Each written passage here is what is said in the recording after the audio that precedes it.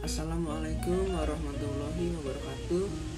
Perkenalkan, nama saya Dimas Arif Putro dengan NPM 2034045160001. Di sini saya akan mempresentasikan hasil jawaban saya untuk pemenuhan nilai ujian akhir semester mata kuliah Manajemen Pemasaran Pariwisata dengan dosen pengampu yaitu Miss Anissa Putri Kusumaningrum, SST Par MM. Di sini saya akan menjawab pertanyaan dari 1 sampai 11 yang akan dimulai dari nomor 1. Pertanyaannya, bagaimana cara memasarkan objek wisata? Cara memasarkan objek wisata yaitu dengan cara yang pertama menyelenggarakan kegiatan pameran wisata, lalu bisa juga dengan membuat website atau memanfaatkan media sosial. Yang ketiga dengan bekerja sama dengan perusahaan atau instansi terkait, dan yang terakhir dengan memperbaiki akses, infrastruktur, dan fasilitas. Pertanyaan kedua, apa tujuan pemasaran pariwisata?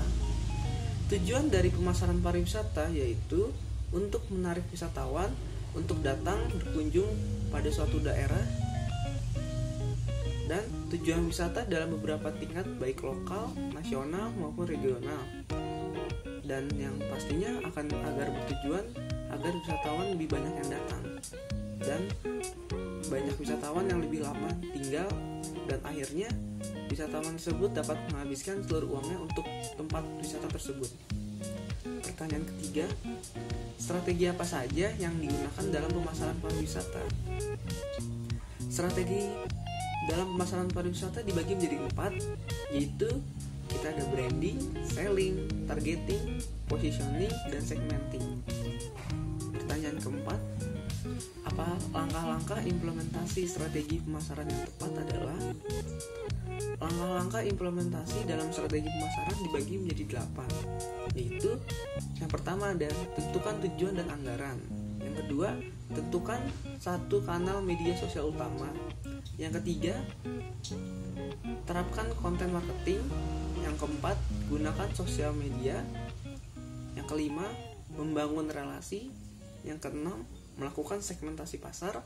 Yang ketujuh, menentukan target pasar. Dan yang terakhir, melakukan positioning. Pertanyaan kelima, apa saja yang termasuk dalam industri pariwisata?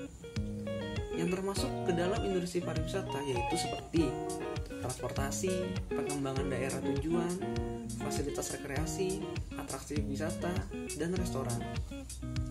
Pertanyaan ke-6, apa itu bauran pemasaran pariwisata? Yang dimaksud dengan bauran pemasaran pariwisata yaitu upaya yang dilakukan untuk memuaskan konsumen dengan lebih memberatkan pada kualitas objek pariwisata. Dan dalam menintik kualitas objek pariwisata dibagi menjadi 7 variabel atau bisa disingkat dengan 7P, yaitu product, price, promotion, place, people, physical, evidence, dan proses. Pertanyaan ke-7, apa hubungannya hotel dengan industri pariwisata? Hotel dan industri pariwisata sangat berhubungan erat, yaitu hotel memerlukan wisatawan untuk mengunjungi objek wisata sebagai calon tamu yang akan menginap dan memberi pendapatan kepada hotel tersebut. Bila suatu objek wisata ramai dikunjungi, maka hotel di sekitarnya juga akan banyak dinapi. Seperti contohnya di Bali. Apabila pariwisata di Bali ramai, maka hotel-hotel di sekitar Bali akan terisi penuh oleh wisatawan yang ingin menginap. Karena rata-rata pengunjung dari Bali adalah pengunjung dari luar kota, luar daerah, ataupun luar negeri. Pertanyaan ke-8, apa saja contoh strategi pemasaran? Contoh strategi pemasaran yaitu yang pertama, pemasaran konten. Pemasaran konten yaitu strategi ini berfokus untuk menciptakan serta mendistribusikan konten yang bernilai relevan dan konsisten guna menarik konsumen. Yang kedua ada pemasaran transaksional. Pemasaran transaksional yaitu sebuah pemasaran yang terbilang mempunyai tantangan besar yang dihadapi oleh perusahaan terbesar. Namun, keberadaan strategi ini cukup efektif dalam mengatasi masalah pemasaran. Selanjutnya ada iklan berbayar. Di iklan berbayar, Perusahaan haruslah membayar penyedia ruang iklan agar bisa menampilkan produknya di ruang tersebut. Harga yang dibayarkan relatif normal tergantung dari panjangnya iklan yang akan dimasukkan. Yang terakhir ada public relation atau earned media. Earned media merupakan sebuah publikasi yang didapatkan dengan cara yang cenderung sangat mudah, seperti testimoni pada media sosial atau pembicaraan dari mulut ke mulut, atau bisa disebut word of mouth, dan membicarakan produk melalui televisi atau radio. Pertanyaan ke-9, apa saja strategi e-commerce? Strategi e-commerce bisa dilakukan di dalam media sosial. Mengelola media sosial tidaklah pekerjaan yang mudah. Para penggiat media sosial harus mempunyai perencanaan yang matang untuk menjalankan sebuah strategi pemasaran menggunakan media sosial.